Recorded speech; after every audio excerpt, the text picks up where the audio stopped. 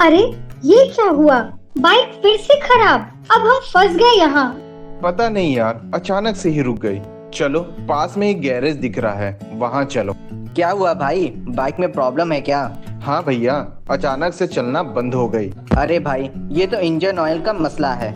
आपने सही oil use नहीं किया होगा। हिंडाल्को स्पिंटो 40 डालो, सब सेट हो जाएगा। इस पिंटो 40 क्या है? ये बेस्ट इंजन ऑयल है गियरलेस स्कूटर और मोटरसाइकिल के लिए। गियरलेस स्कूटर के लिए 800 ml पैक में मिलता है और मोटरसाइकिल के लिए 900 ml और 1 लीटर पैक में अवेलेबल है।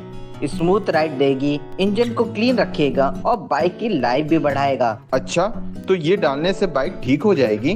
बिल्कुल, आप हिंडाल्को स्पिंटो 40 डालो और फिर देखो बाइक कितनी स्मूथ चलती है और गर्लफ्रेंड जी का गुस्सा भी ठंडा हो जाएगा। चलो ठीक है, एक बार ट्राई करते हैं, लेकिन अगले बार से ध्यान रखना। पक्का यार, अब से सिर्फ हिंडाल्को स्पिंटो 40 ही यूज करूंगा। स्मूथ राइड के लिए Hindalco Spinto, your bikes best friend.